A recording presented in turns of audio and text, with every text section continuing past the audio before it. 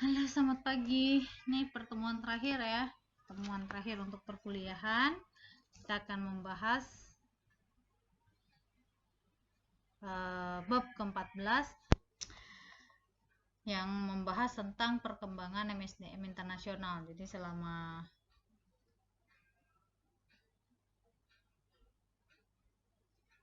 13 pertemuan yang lalu kita banyak sekali membahas perspektif tentang MSDM internasional. Nah, pada bab ini kita memberikan perspektif dan pemikiran atas isu-isu yang mungkin saja akan dihadapi para manajer. Nah, di dalam beberapa hal masa depan MSDM internasional saat ini adalah bisa dikatakan satu bidang baru ya, dan saat ini masih berada pada tahap perkembangan. Tapi banyak sekali sebenarnya aspek MSDM yang belum menerima perhatian ya, walaupun beberapa literatur sudah dan penelitian ini sudah banyak melakukan di bidang MSDM internasional yang membahas tentang ekspatriat, kemudian seleksi, kemudian persiapan, kompensasi, dan repatriasi. Tapi masih banyak yang belum menerima perhatian ya. Jadi kita bahas di pertemuan ini ada 3. Nanti kita akan membahas tentang perhatian organisasi dalam kemajuan MSDM internasional, kemudian profesionalismenya, dan perkembangan para manajer SDM internasional itu sendiri ya. Nah, dengan meningkatnya aktivitas bisnis global karena kebutuhan, ini tentu menciptakan peningkatan masalah-masalah organisasional untuk koordinasi dan integrasi. Jadi tidak hanya perusahaan multinasional dengan semua tipe yang sekarang beroperasi dengan cabang tradisional dalam negara dan wilayah di dunia yang mulai meningkat, tapi mereka ini juga semakin banyak menggunakan aliansi-aliansi atau usaha patungan dan bentuk hubungan bisnis lain untuk melaksanakan bisnis internasionalnya.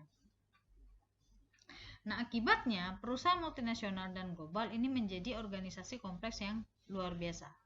Bisnis-bisnis domestik yang besar ini bisa dikatakan cukup sulit ya untuk dikelola.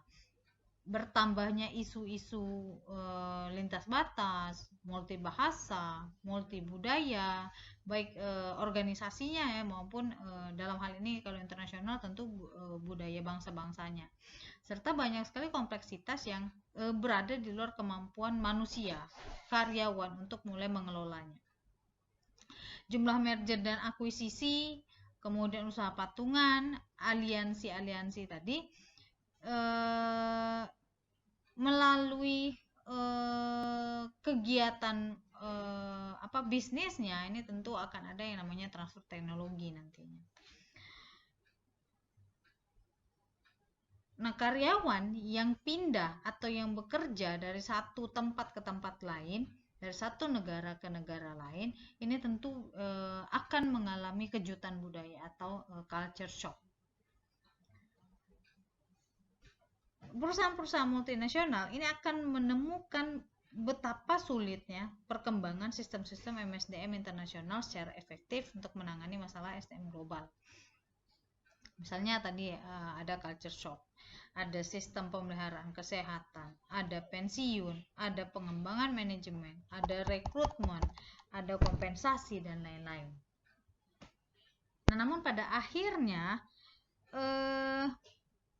manajemen ini harus menemukan perekatnya. Nah, tipe perekat organisasi yang tadi yang sudah saya sampaikan bahwa banyak sekali perbedaan-perbedaan perspektif tadi dan lain-lain.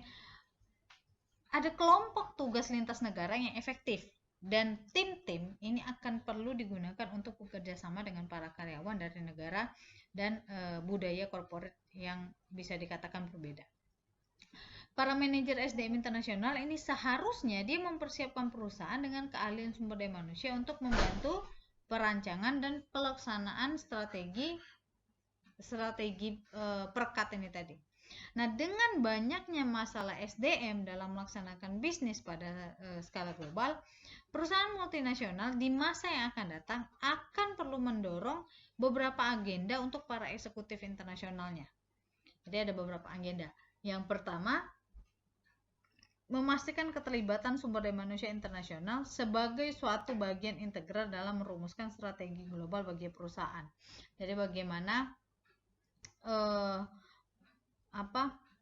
ketika mau merumuskan strategi global untuk perusahaan internasional, nah ini harus melibatkan SDM internasional sebagai satu bagian yang bisa dikatakan sangat penting, karena untuk organisasi internasional, organisasi global ini tentu harus melibatkan sumber daya manusia internasional, karena akan banyak nanti akan banyak ekspatriat maupun proses repatriat.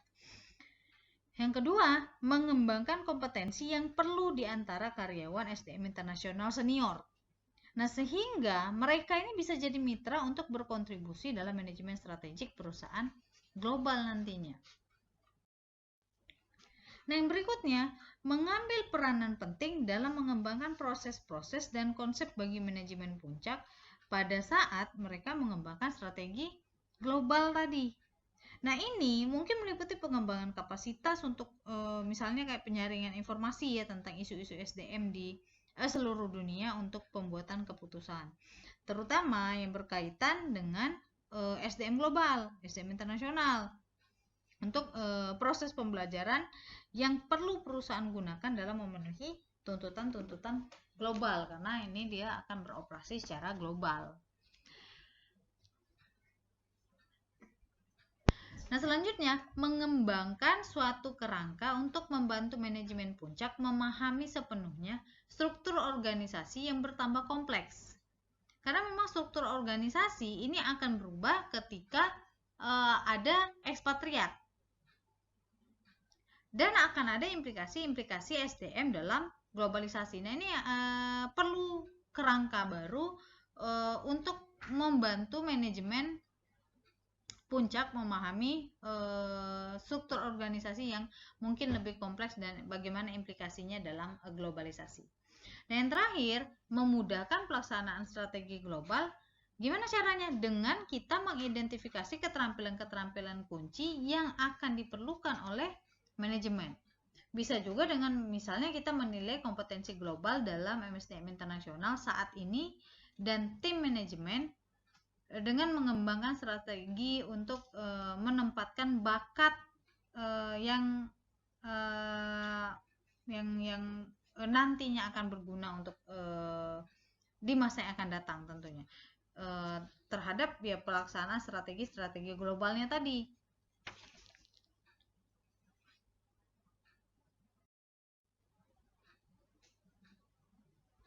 Nah, untuk mencapai agenda-agenda yang sudah saya jelaskan tadi, MSDM internasional ini sebagai fungsi manajemen ini perlu diprofesionalisasikan. Organisasi akan beroperasi dalam ekonomi global ini kan dia semakin kompetitif ya di masa yang akan datang tentu, karena akan ada perubahan, persaingan semakin ketat dan lain-lain. Bagaimana mengembangkan fungsi dan departemen MSDM internasional kelas dunia? Nah, setidaknya kita perlu membahas beberapa hal ya untuk mengembangkan ini. Yang pertama, bagaimana pentingnya fungsi MSDM internasional. Kemudian bagaimana operasi departemen SDM-nya. Kemudian kita juga harus tahu tentang penyusunan stafnya. Bagaimana menghubungkan departemen SDM internasional dengan bisnisnya. Menunjukkan kontribusi departemen SDM internasionalnya. Nah, ini harus kita lakukan. Nah, yang pertama kita akan membahas pentingnya fungsi MSDM internasional. MSDM internasional ini akan dipandang perlu oleh para eksekutif puncak, perencanaan strategik, dan manajemen lini sebagai hal yang sangat penting bagi keberhasilan bisnis. Jadi, MSDM internasional ini harus mendapatkan prioritas perhatian dan sumber daya yang tinggi. Nah, ini akan menjadi kritis bagi para manajer untuk memiliki pengalaman dalam departemen SDM internasional. semakin meningkatnya SDM internasional, ini akan menjadi satu tanggung jawab bersama. Manajemen lini, para manajer SDM internasional, dan tim kerja akan saling berbagi dalam tujuan memastikan seluruh fungsi MSDM, dari mulai perekrutan, pengembangan, kemudian penyebaran sumber daya perusahaan global. Nah, ini tidak bisa kita hindarkan. Jadi dia tentu akan mengarah kepada desentralisasi pembuatan kebijakan dan keputusan SDM internasional. Nah, ini akan berkurang penggunaan Departemen SDM internasional di kantor pusat. Karena tanggung jawab tanggung jawab SDM internasionalnya ini didelegasikan pada unit-unit bisnis perusahaan, karena tadi ada yang namanya proses desentralisasi. Nah, desentralisasi ini akan menjadi utama dalam 5 bidang kunci. Yang pertama, pengembangan strategi MSDM internasional, kemudian pengembangan kebijaksanaan atau program dalam MSDM internasional itu sendiri, kemudian manajemen program SDM internasional, administrasi departemen SDM internasional, dan komunikasi tentang strategi, kebijakan, dan program-program MSDM internasional. Nah, bagaimana dengan operasi Departemen SDM? Departemen SDM untuk internasional kelas dunia ini akan beroperasi dengan pedoman khusus. Nah, yang pertama, MSDM internasional ini akan dikaitkan dengan manajemen bisnis pada tingkat strategik, manajerial, dan operasional. MSDM internasional ini akan bergeser dari yang awalnya merupakan suatu aktivitas operasional, dari mulai dia mengelola isu kayak staffing, kemudian pelatihan dan kompensasi, ke peran yang lebih strategik dalam pengelolaan perusahaan global. MSDM internasional ini akan bergeser dari yang pada dasarnya tanggap terhadap keputusan yang dibuat oleh manajemen puncak menjadi lebih proaktif dalam mendesain. Untuk program SDM internasional, dalam menjalankan manajemen strategik perusahaan, MSDM internasional ini akan mulai bergeser dari melaksanakan MSDM internasional bagi para eksekutif menjadi membantu dan memberikan konseling dia, terutama untuk persoalan SDM internasional. Nah, dia MSDM internasional ini akan mulai bergeser dari beroperasi dengan fokus pada karya individu ke tim-tim kerja. Nah, MSDM internasional juga akan bergeser dari faktor utamanya ini kan masalah-masalah internal, dia menjadi fokus pada isu-isu eksternal perusahaan, bahkan mungkin lebih ke arah sosial, nantinya akan seperti itu.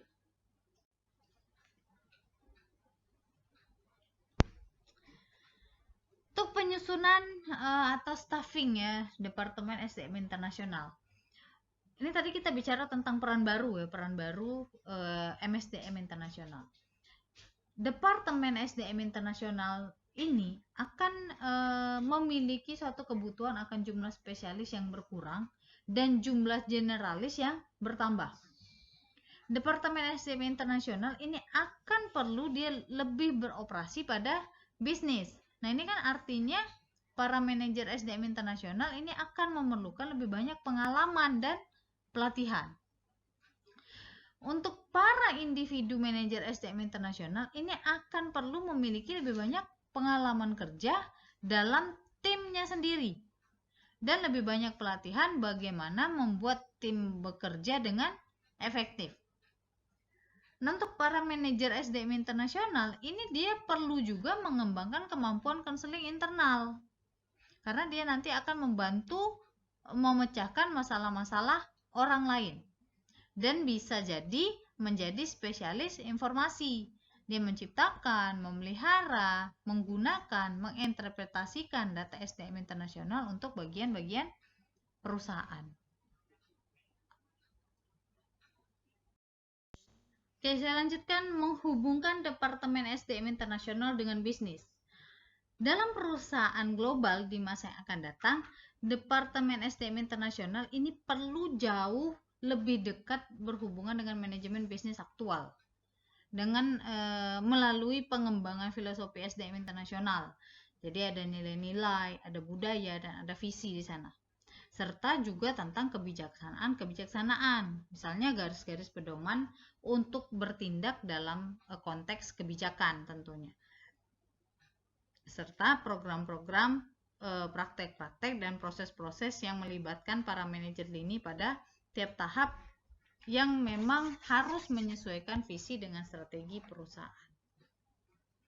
Nah, untuk menunjukkan kontribusi Departemen SDM Internasional, Departemen SDM Internasional dalam perusahaan global di masa yang akan datang, dia juga perlu belajar bagaimana menunjukkan bahwa ini hal-hal yang benar yang dibutuhkan oleh organisasi agar organisasi tersebut bisa berjalan dengan baik, bisa berhasil. Kemudian bagaimana mengerjakan sesuatu dengan benar, dengan seefisien mungkin, dan tentu memiliki dampak positif terhadap bawahan. Nah, aspek ini menentukan praktik-praktik MSDM internasional terbaik di seluruh dunia dan bagaimana memanfaatkannya untuk menilai kualitas aktivitas MSDM internasional suatu perusahaan dan mengembangkan praktik MSDM internasional dengan lebih baik.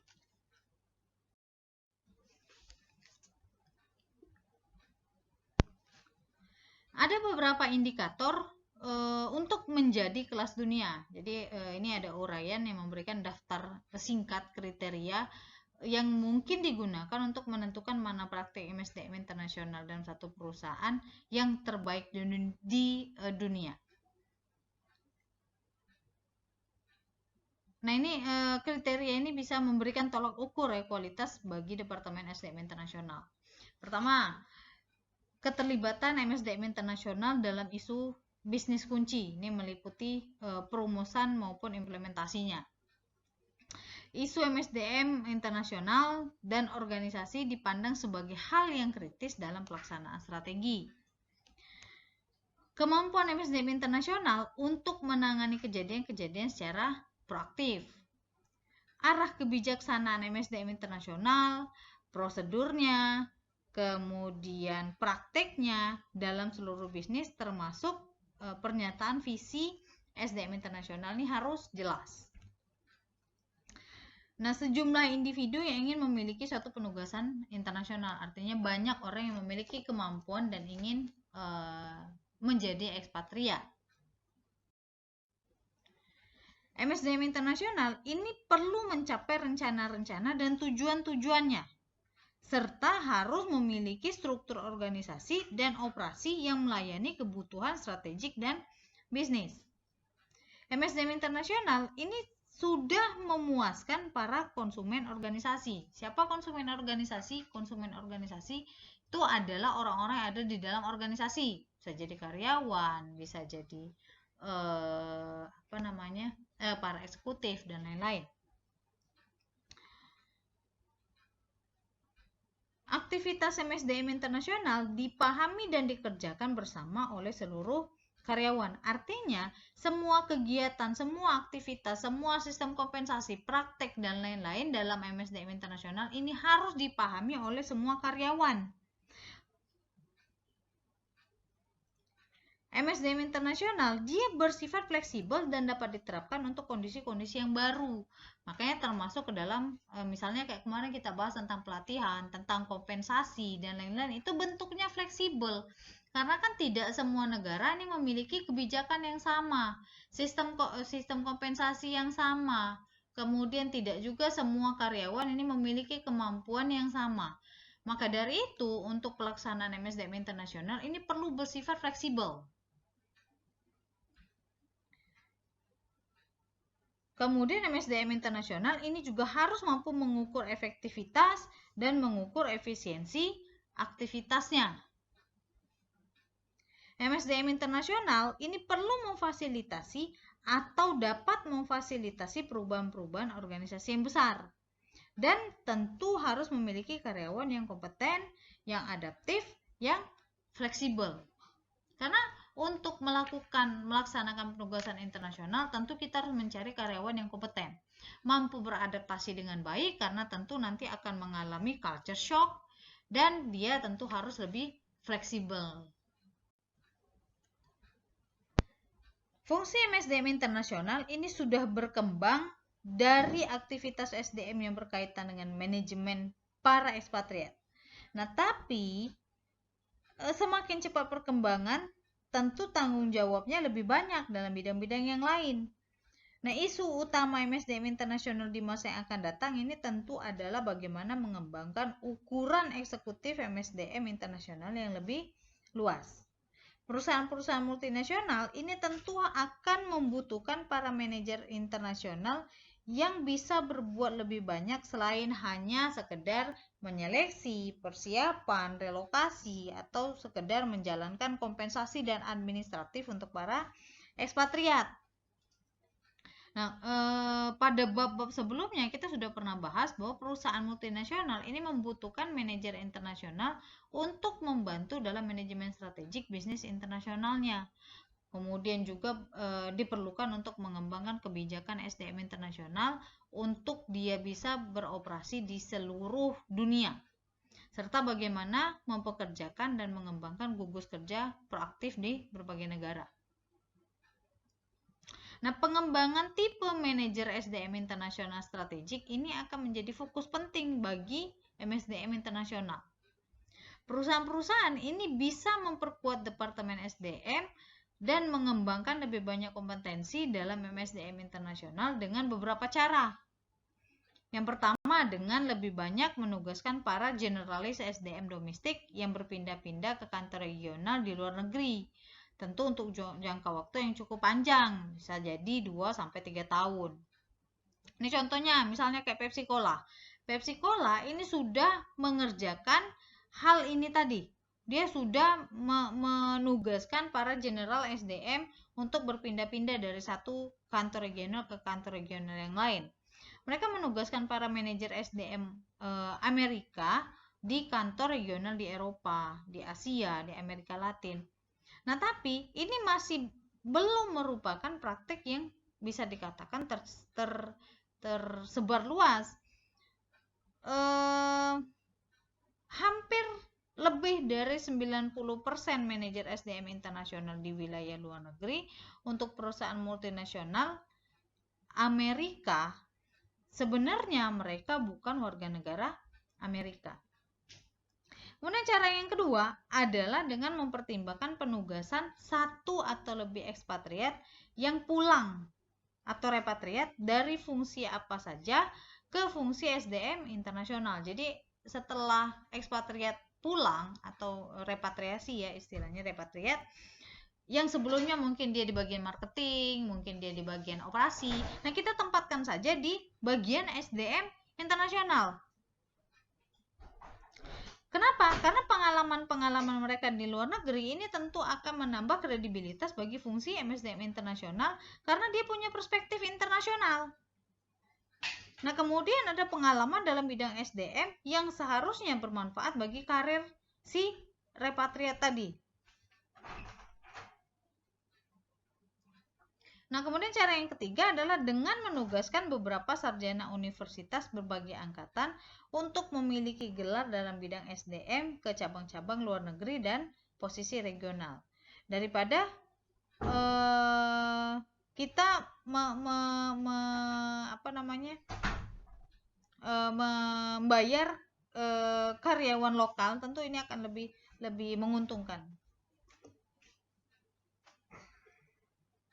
Nah, satu fungsi SDM internasional ini diperkuat oleh kombinasi pendekatan-pendekatan untuk memiliki kapasitas ini tadi, untuk mengembangkan teknologi SDM internasional, untuk memastikan keberhasilan globalisasi sebuah perusahaan.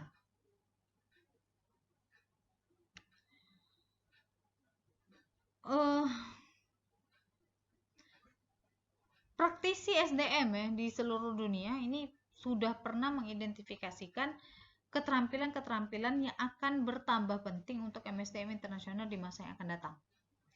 Kapabilitas-kapabilitas ini dia diidentifikasikan sebagai gap antara kemampuan SDM saat ini dengan kemampuan SDM di masa yang akan datang, yang dipersepsikan, yang dibutuhkan organisasi kelas dunia di masa yang akan datang.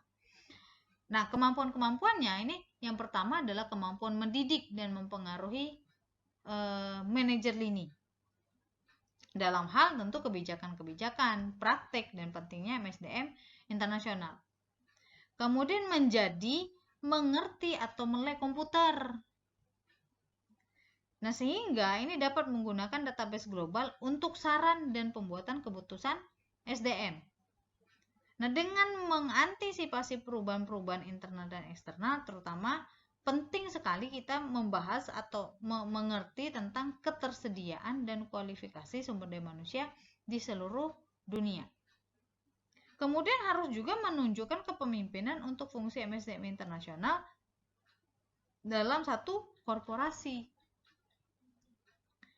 Memfokuskan pada kualitas jasa MSDM internasional dalam korporasi. Memberikan batasan tentang visi SDM di masa depan dan mengkomunikasikan pada Departemen SDM internasional pada perusahaan. Yang berikutnya, mengembangkan pengetahuan yang luas tentang fungsi-fungsi MSDM internasional.